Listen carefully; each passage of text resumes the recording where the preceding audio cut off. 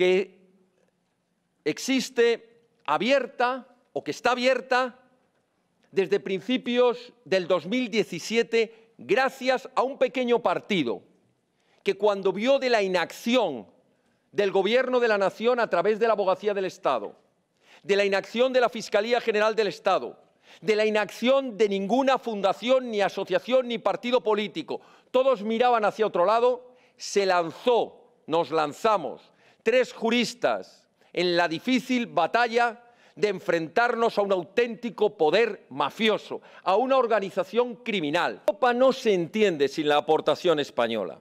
Permítanme que les recuerde que sin las Navas de Tolosa, sin la batalla de Lepanto y sin Carlos V, creo que todas las señoras que están en esta sala vestirían el burka.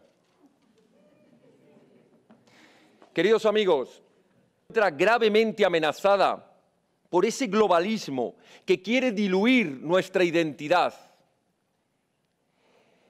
ese multiculturalismo que quiere arrancar el alma de Europa, las tradiciones de lo que es Europa. Porque no se defiende a Europa abriendo las puertas irresponsablemente de las fronteras de Europa al albur de una invasión migratoria promovida por las mafias del tráfico de las personas. Alto y claro. Viva España, viva Europa y Puigdemont a prisión.